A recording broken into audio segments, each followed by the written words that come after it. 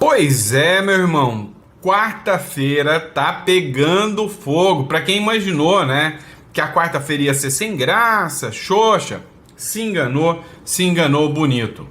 Tem muita coisa acontecendo, tem muita coisa interessante pra gente poder falar com vocês aqui agora, tá? Então, vamos entender tudo que tá acontecendo. Tem a CIA envolvendo no meio, o Alexandre de Moraes sendo citado pelo governo norte-americano, né? Denúncia do Eduardo Bolsonaro, que participou de reunião agora com o governo norte-americano. Enfim, a coisa tá pegando fogo, né? Então não pense que a quarta-feira foi tranquila, porque não foi. A nossa novela está emocionante, não tenha dúvidas sobre isso. Mas vamos entender tudo que está acontecendo. Já estou vindo para a tela do nosso aplicativo aqui. Não esquece, tá? De se inscrever no canal, curtir e compartilhar. Como tem tanta matéria, não vou ficar aqui prolongando, né? Fazendo aquela abertura mais extensa, como muitas pessoas preferem, né? Que eu faça ali a abertura explicando quais são, né, as matérias que eu vou falar. Então já vamos direto para a matéria. Curta, compartilhe, inscreva-se e bora para cima, porque o bicho tá pegando. Dá uma olhada nessa matéria.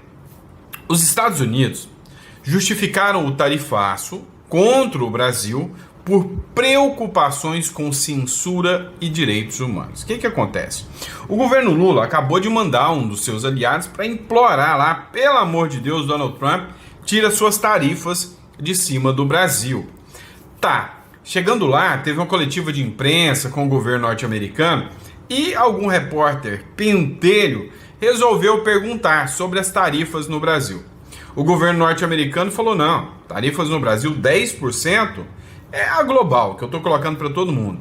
Agora, os outros 40% é porque o Brasil censura norte-americanos e viola direitos humanos. E aí, quando ele falou isso, ele citou uma certa pessoa, não sabe quem é? Eu vou te contar.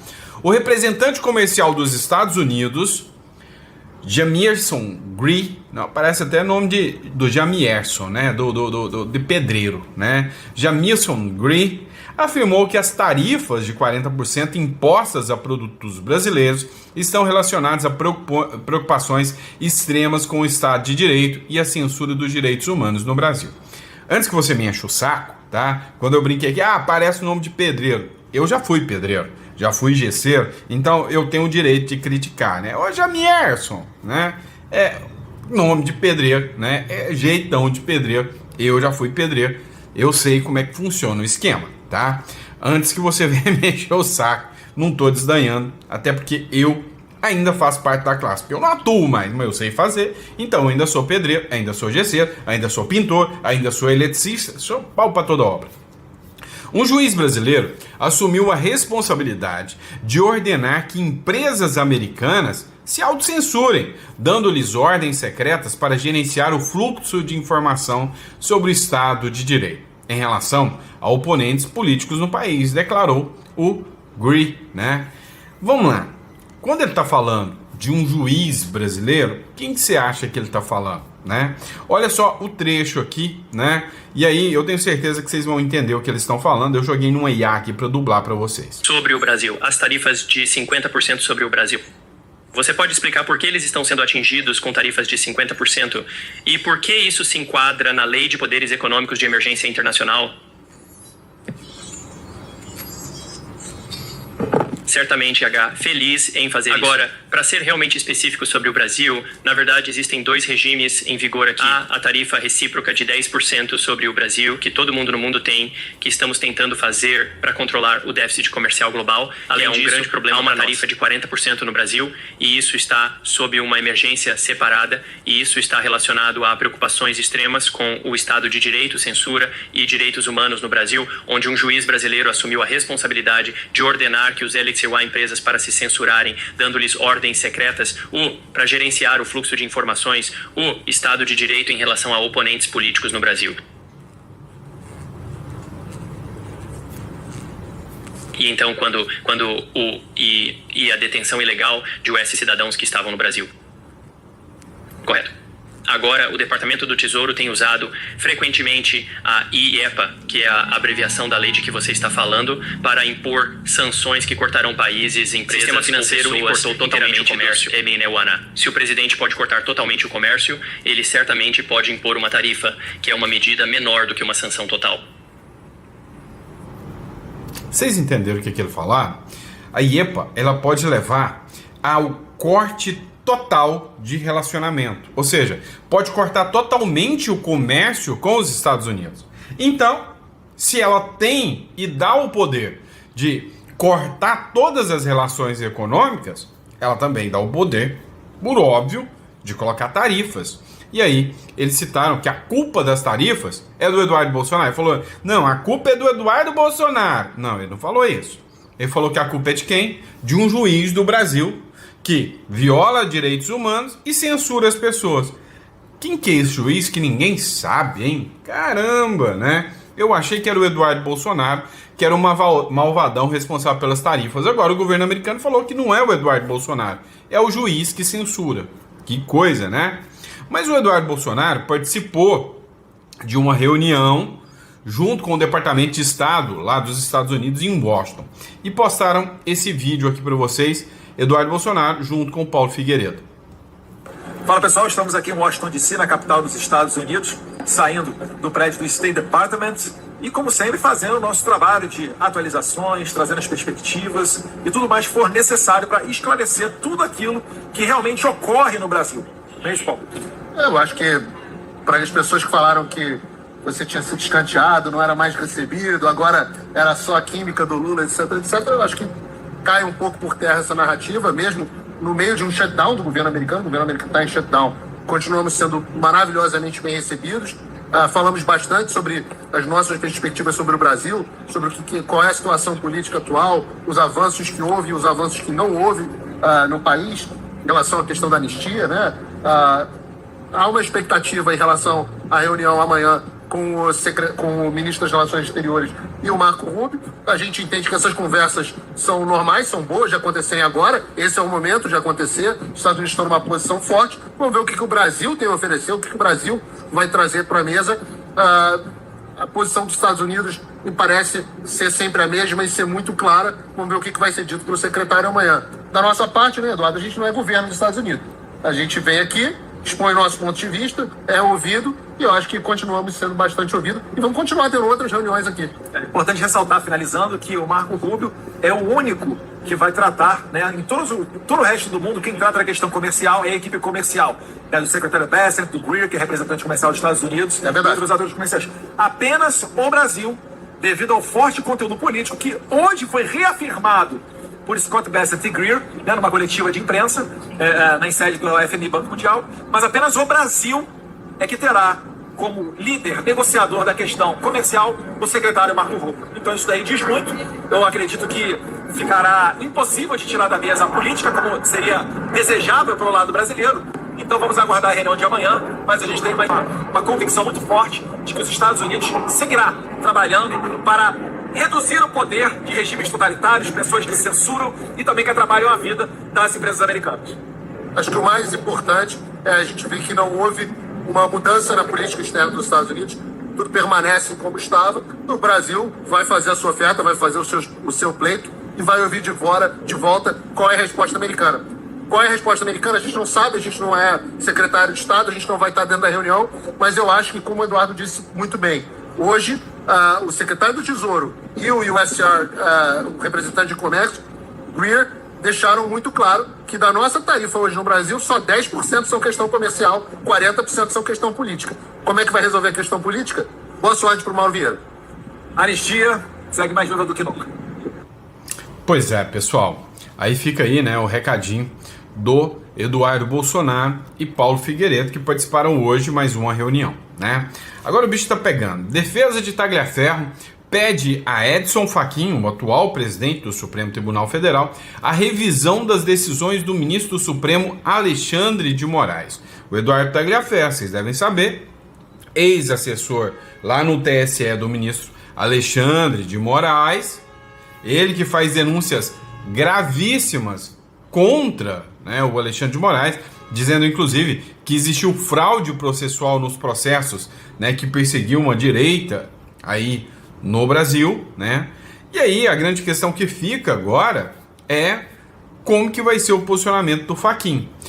Ele pediu para o Fachin uma reclamação contra a decisão do ministro Alexandre de Moraes no processo em que ele é investigado. De acordo com a defesa, Moraes teria negado acesso aos autos da investigação, que reúnem documentos, provas e decisões já produzidas, o que, segundo os advogados, configura uma violação a uma própria súmula do STF. Não é a primeira e nem a última vez que há denúncias, né, de abuso do direito de defesa dos advogados, que o STF simplesmente não dá acesso aos autos. O processo do Bolsonaro foi todo marcado por esse tipo de abusividade. A defesa do Tagliaferro, que está na Itália, afirma que não teve acesso integral às provas, mesmo após o levantamento do sigilo do caso. Ou seja, o caso começou em sigilo, depois o ministro Alexandre de Moraes levantou o sigilo e mesmo assim o Tagliaferro não teve acesso a todas as provas. E sabe o que é mais espantoso nesse caso do Tagliaferro? O Tagliaferro era assessor do Alexandre de Moraes, trabalhava para ele no TSE. O Tagliaferro fez denúncias contra o Alexandre de Moraes. E aí ele passou a ser investigado, né, ou julgado, que o relator do caso é o Alexandre de Moraes. Então é a mesma coisa de que eu faça denúncia contra alguém e essa pessoa vai julgar se a minha denúncia é justa ou não. Isso não faz sentido. Abre aspas. A continuidade da ação penal, sem o devido conhecimento dos fatos e provas, impede uma defesa eficaz e pode resultar em injustiças.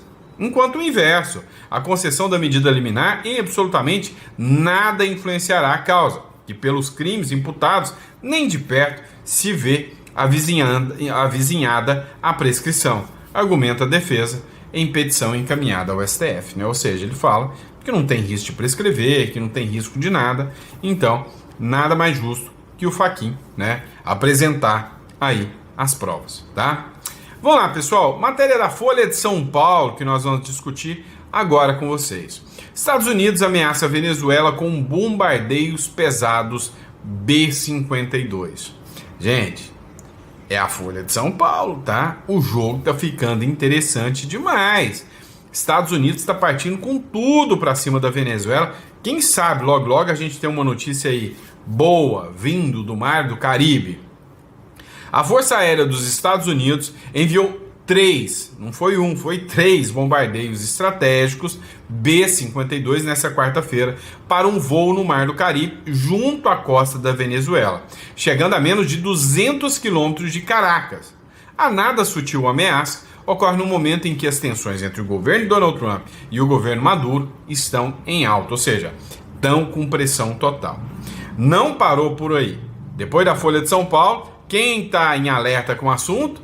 A Globo. Pois é, o governo Trump autoriza ações secretas da CIA, né, Agência de Inteligência Americana, para operações letais na Venezuela, ou seja, para operações que podem entrar e abater figuras dentro da Venezuela. Quem será a figura que o Donald Trump quer abater, hein? Quem será? O Emanuel Rincon, que é um ativista venezuelano, né, talvez hoje um dos venezuelanos mais fortes, um dos jornalistas venezuelanos mais fortes, fora da Venezuela, né? Ele escreveu o seguinte: olha, o presidente Donald Trump já autorizou a CIA a executar missões de inteligência e ataques letais dentro da Venezuela, em conta da narcotirania de Nicolás Maduro, segundo a matéria do The New York Times. Meu amigo, é The New York Times dando aí, né, uma ótima notícia pra gente, né? A administração do Trump autoriza, né, a utilização da CIA nas ações na Venezuela, meu amigo. O jornal The New York Times publicou em 15 de outubro de 2025 que a administração Trump autorizou clandestinamente a CIA a realizar ações secretas na Venezuela, incluindo operações que podem ser letais. Essa autorização representa uma escalada significativa na pressão dos Estados Unidos contra o governo autoritário de Nicolás Maduro, A CIA pode conduzir várias operações na Venezuela, no Caribe, podendo atuar sozinha ou como parte de uma campanha militar mais ampla, com o objetivo principal de tirar Maduro do poder, é o que escreveu The New York Times. E aí que o jogo fica mais interessante ainda. Apareceu o esquerdista Gabriel Boric para dar, né, um recadito aqui. O que o Gabriel Boric falou? O presidente do Chile, Gabriel Boric, vinculou diretamente ao regime de Nicolás Maduro com o assassinato do ex-militar venezuelano Ronald Ojeda Ipiri, né? E pediu, desde a esquerda, não perder de vista que os desvios autoritários podem estar na ordem do dia em qualquer lado e que a defesa da democracia tem que ser sem duas balanças, né? Dois pesos e duas medidas, né? Dois estandartes, né? Recordando o aspecto que o ditador Nicolás Maduro se roubou, né? Fraudou as eleições na sua pátria. Caramba, parabéns ao Gabriel Boric aqui, esquerdista, e falando a real.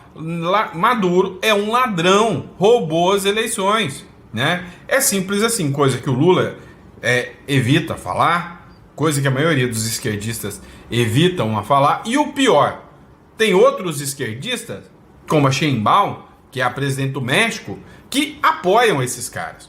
Olha só que vergonha para o povo mexicano. A Sheinbaum disse: não vou. A cúpula das Américas.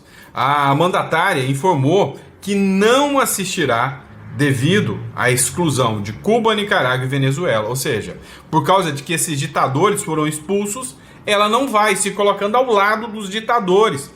Que papelão do México! A presidenta do México, né, anunciou que assistirá à Cúpula das Américas, não assistirá à Cúpula das Américas, programadas para 4 e 5 de dezembro de 2025, devido à exclusão de Cuba e Venezuela e Nicarágua por parte da Chancelaria da República Dominicana. Parabéns à República Dominicana, que excluiu essas pessoas que a gente sabe muito bem não são democráticas, nem aqui nem na China. A Sheinbaum expressou o seu desacordo com essa exclusão e enfatizou que sua atenção centra na emergência nacional por inundações. Para quem não sabe, lá no México está tendo graves inundações, semelhantes ao que rolou aqui no Rio Grande do Sul, muita gente morrendo, e ela falou que ela vai ficar focada, né, na emergência pelas inundações. A decisão de não ir a esses países, de não convidar esses países, né, países autoritários, justificou como uma medida para garantir uma maior convocatória e desenvolvimento efetivo do foro, segundo o Ministério de Relações Exteriores da República Dominicana. A República Dominicana falou: não, a gente quer um maior desenvolvimento efetivo do Foro das Américas, né, da Cúpula das Américas. Então a gente não quer esses ditadores, a gente não quer sair na foto com ditadores, tá? Então foi isso que aconteceu. Vamos lá, pessoal, matéria boa, ó. Eduardo, boa não, né? É matéria importante, tá? Eduardo rebate Tereza Cristina sobre a sua candidatura em 2026. Hoje a gente precisa admitir uma coisa. Apesar da gente ter brigado, eu mesmo fui um crítico, e hoje eu mudo de opinião, tá?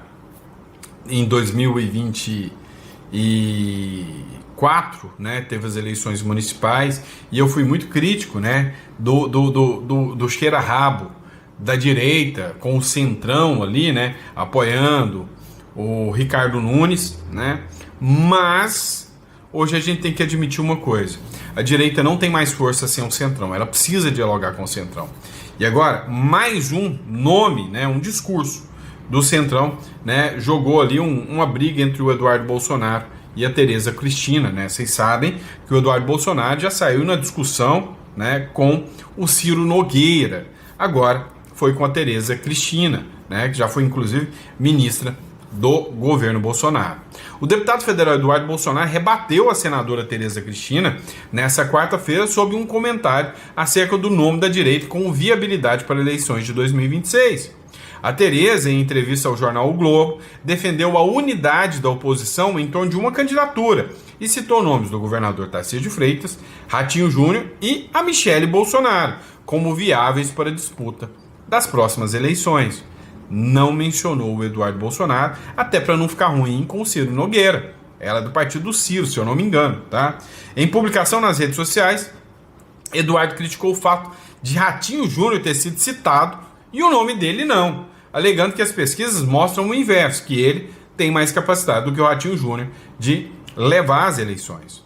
Abre aspas. Assim fica parecendo que seu conceito de viabilidade é aquele que se enquadra no seu interesse pessoal. Longe de mim acusar você de agir apenas visando os seus interesses pessoais. Afinal, sabemos bem quem você é e é bem capaz de representar interesses pessoais alheios, desde que sejam os interesses dos grandes capitais do país. Mas é que fica parecendo, escreveu o deputado no X. Eu acho que o Eduardo Bolsonaro está entrando em algumas brigas, tá? Que vai acabar agora desgastando. O Eduardo Bolsonaro tem que deixar acontecer. Eu acho que o Eduardo Bolsonaro tinha que deixar para agir na hora certa. Não adianta o Eduardo Bolsonaro tentar fazer gritaria agora para falar que ele é o candidato da direita. Isso só vai chamar cada vez mais atenção para ele. Eu acho que o Eduardo Bolsonaro está fazendo um trabalho interessante, tem que continuar fazendo o trabalho na dele, mas sem esses embates agora com o Centrão e com sabe, um desgaste desnecessário com a Tereza Cristina, tá? Olha o que o Paulo Figueiredo falou. Isso aqui é real, cara. Não adianta o Centrão tentar tirar o nome do Bolsonaro da jogada, que eles não vão conseguir. A não ser que o STF anule todo mundo. Mas dá uma olhada no que o Paulo Figueiredo falou. A gente não faz ceder. O Eduardo vai estar inelegível, não tem problema. O candidato é o Flávio. Não, o Flávio está inelegível, não tem problema de botar Michele. Vocês não têm alternativa, vai ser impossível enterrar o sobrenome do Bolsonaro da política brasileira, por mais que vocês tentem. E o nosso papel aqui vai ser continuar fazendo pressão internacional. E a gente está trabalhando duro para expandir esse trabalho para a Europa. Em resumo, a nossa missão aqui é a missão que deveria ser sempre a missão do bolsonarismo. Ferrar com os planos do Ciro Nogueira, do sistema. Porque se a gente está ferrando com os planos dele, a gente está ferrando com quem quer ferrar com o Brasil. E se o Ciro Nogueira me encher muito o saco, eu ainda saio candidato a senador por São Paulo. Mas, Paulo, você quer ser candidato a senador? Você quer ser senador? Não. Mas eu quero muito ferrar com os planos do sistema. Porque se a Globo, o Ciro Nogueira, o Alexandre e a Faria Lima estão unidos em torno de alguma coisa, é óbvio que essa coisa não é boa para o Brasil. É óbvio que essa coisa não é boa para as pessoas. É boa para vocês, para a turminha de vocês da elite, para o beautiful people. Mas não é bom para o povo, para as pessoas comuns que carregam o Brasil nas costas. Nesse momento, vocês estão unidos em torno da candidatura que seria do Tarcísio. Eu vou dizer que não tem nada pessoalmente contra o governador Tarcísio. Eu até gosto dele. Gosto mesmo. O problema é o Tarcísio está colocando água no chope dizendo que vai ser candidato à reeleição de São Paulo. Aí agora os caras estão pulando para qualquer galho que estiver disponível. Ratinho Júnior. Ratinho Júnior. A cogitação do nome de Ratinho Júnior revela de forma máxima o desespero do sistema de não conseguir trazer o Tarcísio para a disputa. Ratinho Júnior. Deixa eu falar uma coisa aqui para vocês. Vocês estão em outro planeta. Se Ratinho Júnior for para as urnas, ele vai ser humilhado. Talvez ele não vá nem para a disputa, porque quando levantarem o nome dele com o Bolsonaro nas pesquisas, Ratinho Júnior vai pontuar em um dígito. E eu, de fato, aqui não é um comentário também depreciativo em relação ao Ratinho Júnior. Mas eu digo que quem aceitar ser um peão do sistema vai cair do cavalo e vai cair feio. E a razão por trás dessa queda é o grau de desconexão que vocês têm com a realidade. Porque se você acha mesmo que o Ratinho Júnior tem voto fora do Paraná, pergunta, você aí do chat, pergunta para 5 pessoas da sua família se elas sabem quem é o governador do Paraná. Se perguntar quem é Ratinho, as pessoas acham que é um apresentador da SBT, porra. Faz sentido que o Paulo Figueiredo falou, né? Que realmente o Ratinho Júnior não tem esse apoio todo. E vai depender, né? Se o Bolsonaro vai dar apoio a ele ou não. Se o Eduardo Bolsonaro for candidato, ou a Michele, ou o Flávio, eu te garanto que não vai sobrar muito pro Ratinho Júnior, né? A Michele Bolsonaro, todo mundo tá vendo que ela é um nome viável. E não é à toa que o líder do PT está detonando tanto ela, né? Ou seja, que ela está sofrendo tantos ataques da turma do PT. A Michele Bolsonaro reage à líder do PT. Ele me ama. Deus me livre, né, Michele? Que coisa, né? Falar com um sujeito desse.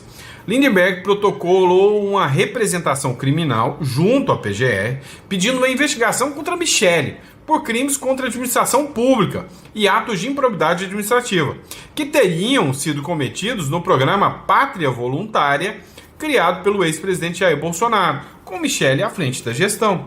O Bolsonaro criou um programa chamado Pátria Voluntária, onde a Michele Bolsonaro acabou, né, à frente dessa gestão. E ele usa, né, esse discurso porque a Janja foi alvo da oposição agora, porque o Lula, né, criou, né, um decreto, e nesse decreto ampliou poderes, colocando vários cargos à disposição da Janja. Quase que a oposição criticou, quase que ela se tornou uma co-presidente, tá? Igual o ditador da Nicarágua fez. Em uma publicação na rede social, a Michelle repostou uma publicação com a notícia, acompanhada da frase "ele me ama", né? Acompanhada de um emoji de risada. Ou seja, o jogo político está cada vez mais acirrado. Vamos lá. E o Lula? Vou poupar os ouvidos de vocês, fiquem tranquilos, tá? Ao lado de Mota, Lula diz que Congresso nunca teve tão baixo nível. Que vergonha, viu, senhor Hugo Mota, né? Ouvir uma coisa dessa, né? E não defender o grupo onde você é o líder. Que líder é esse que vê, né, um outro sujeito detonando, né, o seu exército ali, o seu grupo, e fica calado com isso? Que absurdo, né? Que absurdo. O presidente Luiz Inácio Lula da Silva afirmou nessa quarta-feira que a atual composição do Congresso Nacional é de baixo nível e pediu mais responsabilidade na escolha dos representantes nas eleições do próximo ano. Responsabilidade para quem? A declaração ocorreu durante um ato no Rio de Janeiro que contou com a presença do presidente da Câmara dos Deputados, Hugo Mota. Se eu fosse um parlamentar hoje, eu teria ficado revoltado com o Hugo Mota, né? Envergonhado com o papel do Hugo Mota, tá ao lado de um cara desse que humilha a Câmara, assim, o tempo todo, né? A Câmara hoje é humilhada pelo STF, pelo presidente da República. Que vergonha essa situação. Hugo é presidente desse Congresso. Ele sabe que esse Congresso nunca teve a qualidade de baixo nível como tem agora. Aquela extrema-direita que se elegeu na eleição passada é o que existe de pior, afirmou o presidente Mota, que dividia palanque com o petista. Nem esboçou reação. Abre aspas, a gente não coloca a raposa para tomar conta do galinheiro, não. A raposa vai comer a galinha. Essas coisas que nós temos de levar em conta quando a gente analisa a nossa situação, ressaltou o petista, que, como eu disse, falou, né, que eles têm que tomar mais cuidado na hora de escolher, né, os candidatos, tá bom? Vamos lá, pessoal. O caso Felipe Martins ainda está dando muito o que falar. Teve um trecho aqui em que o advogado do Felipe Martins, né, deu algumas, sabe, uma lavada de alma aqui contra, né, a jornalista do UOL, né, a Raquel Landim. Dá uma olhada. Não, ele não disse isso, doutor. Ministro... Desculpa corrigir o senhor. Ele disse que não consegue... Eu quero que você coloque na tela o trecho não, que perdão, ele disse... Graça, me ajude aqui. Graça, me ajude aqui. Tomei conhecimento de quem se tratava apenas posteriormente, após ampla repercussão nacional na mídia. Entendi. Mesmo assim, não consigo associar a pessoa de Felipe Martins a qualquer indivíduo que tenha participado de reuniões a qual tomei parte, enquanto exercia o cargo de comandante do Exército. Aí eu pergunto mais uma vez ali para vocês. Tirando isso, Raquel, o que sobra? Ter ficado preso preventivamente. Mas como que o senhor o exclui dessa trama golpista, sendo que é ele quem lê a minuta do golpe para os chefes militares? Muito bem, vamos lá. Aqui nós temos mais uma aberração. Por quê? Porque a acusação ela é baseada em absolutamente nada. E esse é um dos principais pontos das nulidades ali que a gente aponta. Veja, tudo o que a PF e a PGR ela se baseia e toma por verdadeiros são as declarações do delator Mauro Cid. Aquele mesmo que deu 7 versões, ou 11, cada um escolhe o número que quiser, porque foram tantas versões, dizendo que Felipe Martins fez isso. Não tem nenhum documento, não tem nenhum dado de geolocalização e não tem nenhuma outra testemunha. Não tem testemunha que fale que Felipe Martins estava nessa reunião, muito pelo contrário. Tem o depoimento do general. Tem o depoimento do comandante do Exército.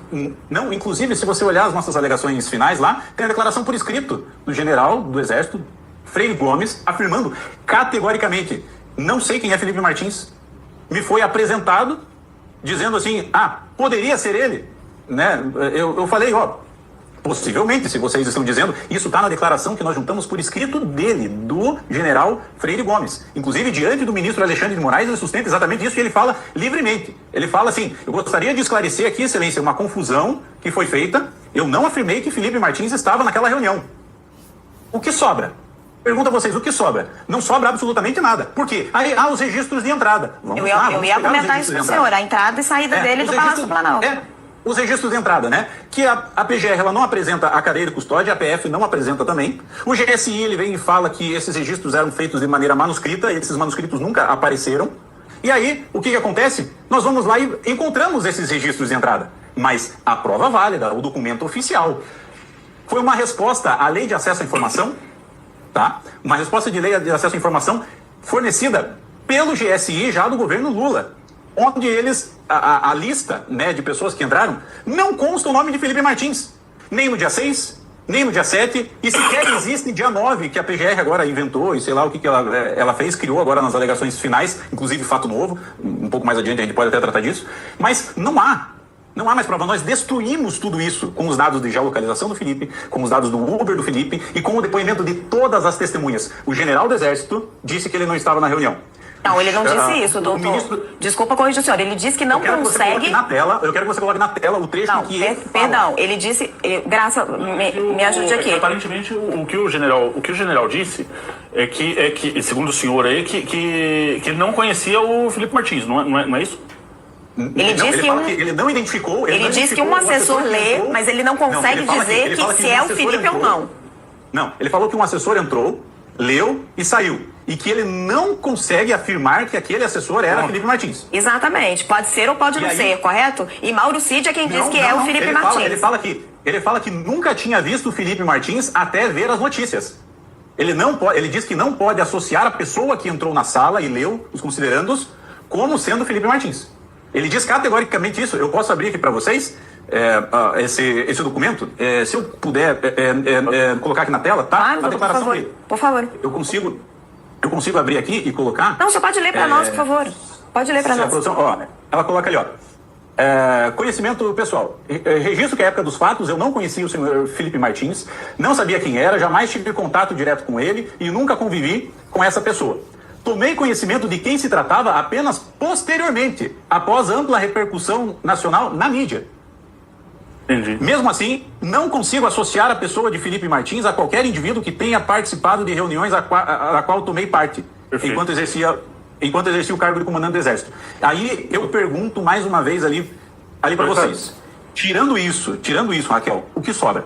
Ou seja, por quê? O comandante do Exército à época, o presidente em exercício na época, o comandante da Aeronáutica, o comandante da Marinha e o ministro da Defesa, que estavam ali naquela reunião, disseram que Felipe Martins não estava. Todos eles disseram. Aí eu te pergunto, aonde que foi parar o indúbio pro réu, né? Onde que foi parar, simplesmente, né, a situação de que eu não tenho nenhuma prova válida, eu só tenho uma fala de um delator que, por si só, a própria lei fala que não é válido, tem que estar consubstanciado em outras provas, eu não tenho nada disso, e aí eu tenho um cara que diz, não posso falar que é ele, eu nunca vi, não posso falar que é ele, não tem como eu afirmar isso. Tá, eu tenho uma dúvida, indúbio pro condenates bolsonaristas ou é indúbio pro réu? Pois é, não foi o indúbio pro réu, indúbio condenate bolsonarista, é o que aconteceu aqui, né? É uma vergonha o que está acontecendo no direito brasileiro, né? É o que está acontecendo no direito brasileiro. E é isso, pessoal, espero que vocês tenham gostado, é sempre um prazer e uma honra estar aqui com vocês. Lembre-se de entrar em contato aí com a Imigra Mais, você que busca, né, um plano B em relação ao Brasil. Imigra Mais, melhor empresa de imigração do Brasil, para Uruguai e Paraguai, vale muito a pena conhecer, tá bom? Um grande abraço, fiquem com Deus e eu vejo vocês no próximo editorial. Abraço!